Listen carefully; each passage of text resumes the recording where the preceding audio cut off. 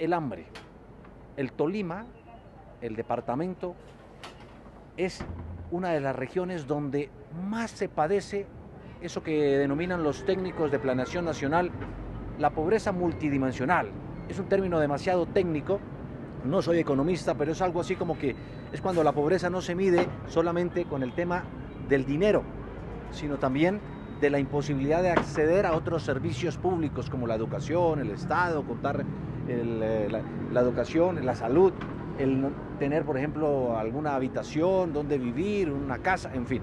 Marta Alfonso es la representante a la Cámara por el departamento del Tolima y me han contado, representante, muy buenas noches, que usted ha liderado un programa muy importante para llevar a esta región, que tiene que ver con ese programa de cero hambre y que están allí diligenciándose y tramitándose la posibilidad de abrirse 10 puntos en el Tolima para ayudar a la comunidad menos favorecida.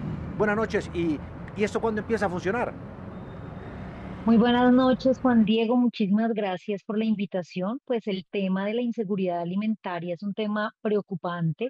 Que la gente no tenga acceso a alimentos es una situación muy dolorosa. Yo soy madre y a mí me da pánico pensar que algún día mi hijo me esté diciendo tengo hambre y yo no tenga que darle de comer. Yo creo que eso es una situación demasiado difícil. Pues en el departamento del Tolima, como tú lo decías, hay una situación de pobreza multidimensional que supera el 36%, es decir, más del 36% de la población tolimense tiene esa falta de acceso a servicios y una pobreza monetaria como la que has expresado, y eso se refleja en que cerca del 30% de la población del departamento, según las últimas cifras del 2024 del DANE, cerca del 30% de la población tolimense no logra acceder a más de 2 raciones alimentarias diarias.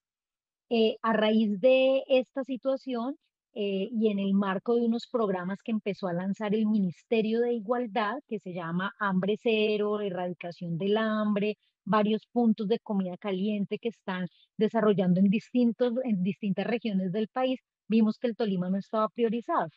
Presentamos un informe que permitió demostrar todas estas cifras, DANI, mapas de calor,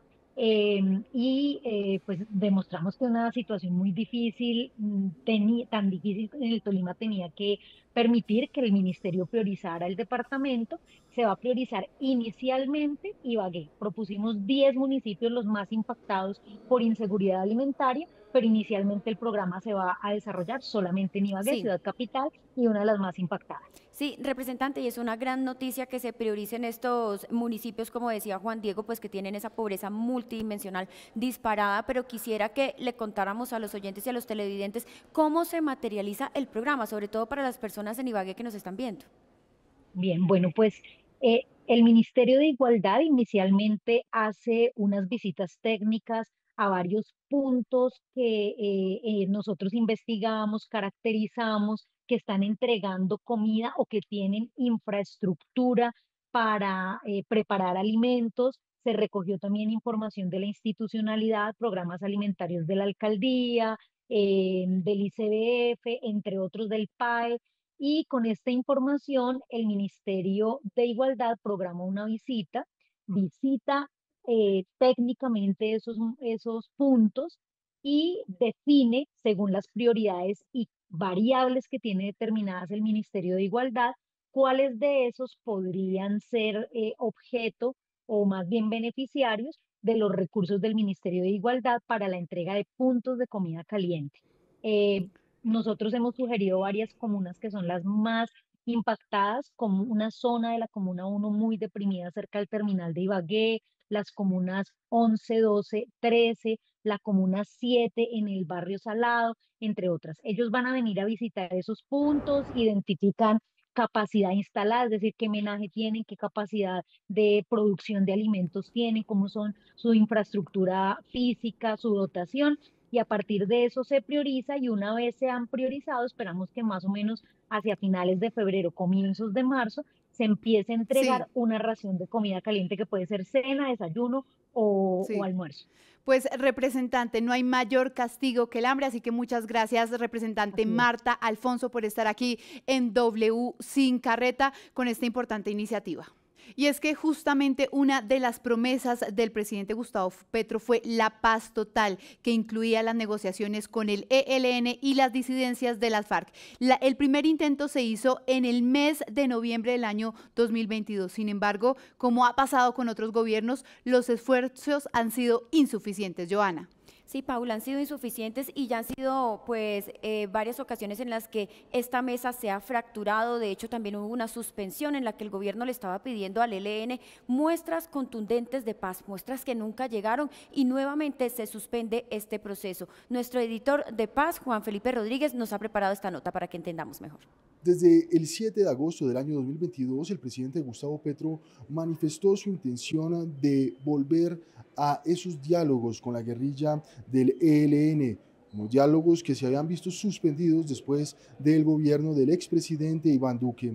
En octubre de ese año se anunció que volverían estos diálogos con esta guerrilla y se anunció que Venezuela, Cuba y Noruega serían los países garantes. El 21 de noviembre de 2022 inició la primera ronda de diálogos en Caracas, Venezuela, cerrada el 19 de diciembre sin lograr un cese bilateral, pero con avances en la agenda de paz. A finales de ese año, el presidente Gustavo Petro anunció un cese al fuego con varios grupos, incluido el ELN. Sin embargo, esta guerrilla rechazó tal anuncio. Ante la confusión, el asunto quedó pendiente para la segunda ronda en la Ciudad de México, que se desarrollaría entre el 13 de febrero y el 10 de marzo del año 2023. Allí se avanzó en la participación de la sociedad civil sin concretarse el cese. La tercera ronda de negociaciones entre el gobierno del presidente Gustavo Petro y la guerrilla del ELN se dio entre el 2 de mayo del año 2023 y el 9 de junio de ese mismo año.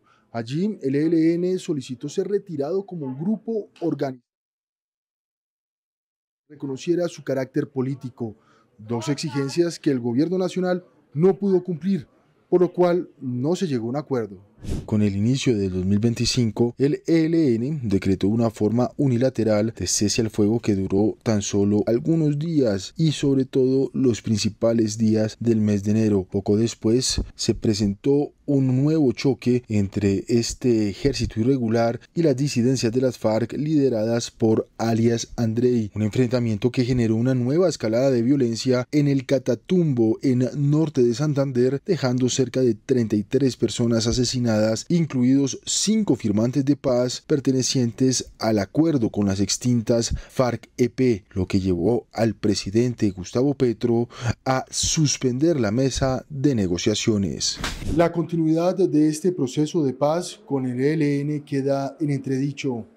El gobierno nacional continúa con su política de paz total, pero la falta de voluntad política por parte de esta guerrilla y también el recrudecimiento del conflicto en la región del Catatumbo, el norte de Santander, dejan muchas dudas sobre lo que sería una eventual negociación con esta guerrilla. Soy Juan Felipe Rodríguez para W Sin Carreta.